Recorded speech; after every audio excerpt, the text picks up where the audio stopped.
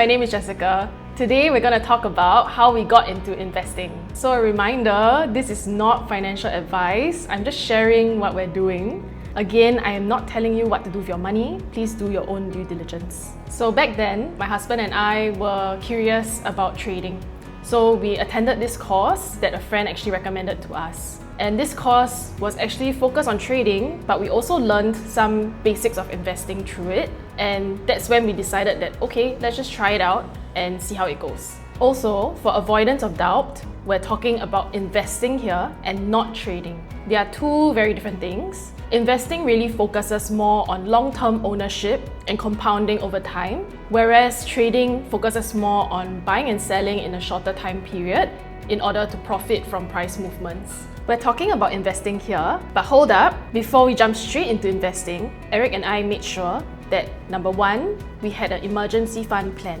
So we had 6 months at least of runway. Secondly, we had no high interest debt, because if let's say we had a credit card debt, that would be 25 to 30% of interest, and you can't really out-invest that. And thirdly, good money habits. Spending within our means, not impulse buying, making sure that we know roughly where our money is going every month. So at the beginning, I was a little fearful, to be honest. So to build my confidence slowly, what I did was, when I started my brokerage account, I put in some money and then withdrew it to give me assurance that I'm able to take my money out if I wanted to. And next, in order to familiarize myself with the process of buying and selling stocks, I did try to buy and sell a small amount so that I'm less worried about what may happen. Also, I looked up exchange-traded funds as opposed to picking individual stocks. And exchange-traded funds means that you're buying a basket of stocks, basically. Why ETFs? The reasons are, firstly, there's instant diversification. With one purchase, I'm already invested across multiple companies, and there's lesser concentration risk. For example, an ETF that tracks the S&P 500 is actually buying into 500 largest companies in the US. And therefore, you're not betting on a single company, you're actually spreading it across multiple. It's also lower effort for busy people because I no longer need to research a company's P&L, keep updated with the news, and also do a deep analysis on each individual stock. And that actually helps me to save a lot of time while still being able to stay invested. Additionally, this portfolio is actually automatically rebalanced according to some index rules, and therefore there's no need for me to lift a finger to choose which permutation of stocks to buy and sell in order to optimize this holding. ETFs are also lower cost as compared to managed funds. And lastly, it's also a solid long-term approach. Historically, broad market ETFs has performed well over time and is also a good approach for long-term retirement investing. So the next question you might have is, why did I buy S&P 500 ETFs instead of a global ETF? It's not that other ETFs are bad, it's just what we optimize for and our risk appetite. I could also invest in a global ETF that gives me exposure beyond the US, including Europe, Asia, and emerging markets. And that would give me broader diversification as well as less reliance on a single country, giving me balanced risk. However, it also includes slower growing markets. Most global ETFs have a large weighting in US anyway. For me, I felt that the S&P 500 was already sufficiently diversified and was comfortable taking this risk when I was investing for potentially higher returns in our current season of life. For simplicity's sake, I didn't want to over-research and get stuck in analysis. I read enough to be confident in taking action and started investing smaller amounts that I was comfortable to lose. And Eric decided to join as well. Back then, as complete noobs, Eric and I were learning how to ride the market volatility while controlling our emotions. When the prices go up, we tried not to get overly excited, and when prices went down, we had to also control ourselves to prevent ourselves from panic selling. We had to remind ourselves that we're in it for the long term, and when in doubt, zoom out. We see that across shorter periods, it may look red, but across the 20 to 30 year horizons, the prices have always been on an uptrend. Therefore, short-term fluctuations should not faze us. We built confidence over time, and after a while something clicked. The dips stopped feeling like losses, they start looking like opportunities. We started lump sum investing during those market corrections and found that it was very effective in helping us to lower the average cost per share, and this helped us to supercharge our gains. Market corrections started to feel like a fire sale. Stocks that are going at a discount is the same logic as buying something I was going to buy anyway, but at a 20% sale. People love buying things on sale. However, in the stock market, we see that people FOMO and chase when prices go up and up, but when prices actually drop, no one dares to buy anymore. We wanted to do the opposite. And it's not just for stocks, we see this in crypto too.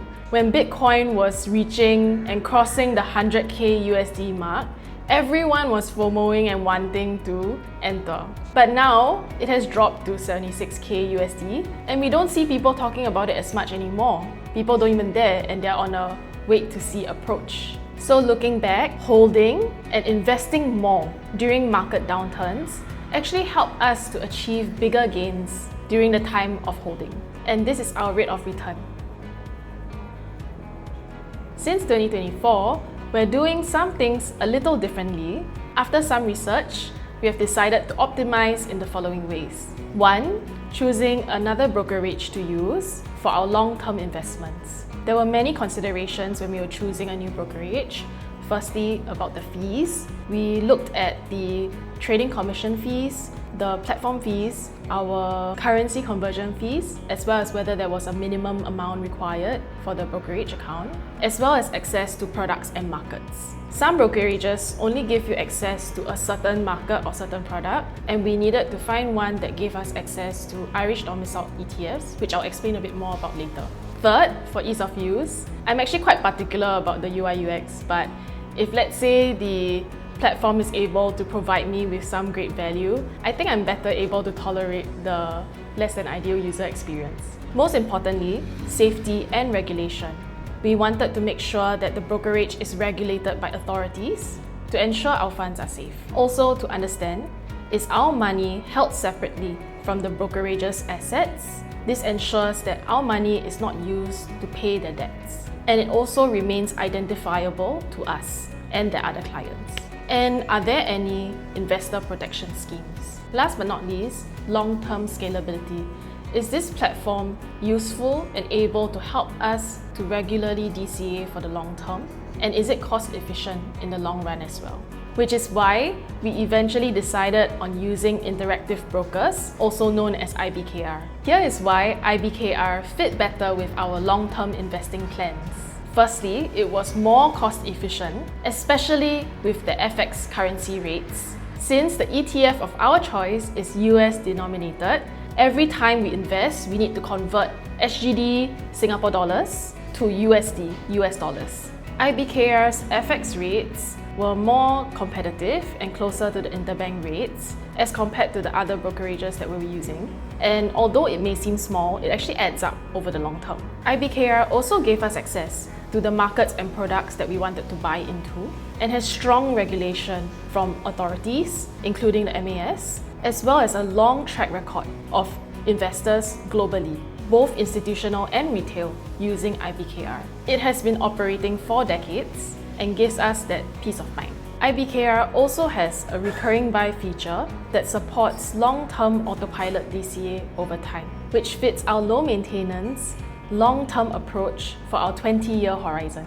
2, we wanted to set up automatic transfers from our bank account to our brokerage, as well as a recurring buy order every month on the brokerage. Why? Eric and I reflected and realized that when left to our own willpower, we actually stopped investing as much. This is because we kept seeing the prices of the S&P 500 go higher and higher, and felt like there were too many emotions involved in deciding whether to invest or not. And this resulted at the end of the day, us losing some significant gains because we were trying to time the market instead of being in the market. The thing is, no one can predict when the market will dip and how far it will dip, and therefore it's best to just stay invested. Hence, we automated it. Every month, a fixed amount moves from our bank account to IBKR and into an ETF of our choice. We have set this up so it's running fully on autopilot and we no longer have to manage it manually.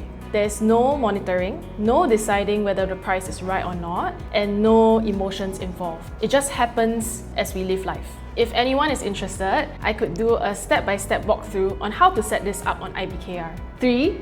We switched from VOO to SPYL. Why? As non-US residents, SPYL just made more sense for us. And these are the reasons why. Firstly, it's Irish domiciled, which means that it's more tax efficient. Most people may not realize this, but if I held VOO, a US domiciled ETF, and unexpectedly pass away, the US government can actually take up to 40% of my portfolio as estate taxes. And as our portfolio grew, we decided that we did not want to take this risk. Secondly, SPYL has a lower expense ratio, just 0.03% as compared to another popular alternative, CSPX, which most Singaporeans buy into. Thirdly, SPYL is an accumulating ETF. This means that dividends are auto-invested rather than paid out, and over time, it offers a better compounding effect. I also don't have to worry about the trouble of manually investing the dividends myself. And so, for this time period, this is what our portfolios look like.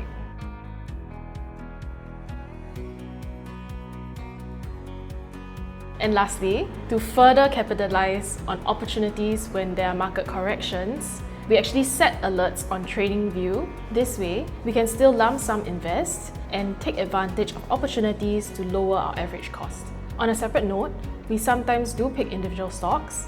At times it works out for us and sometimes it really doesn't.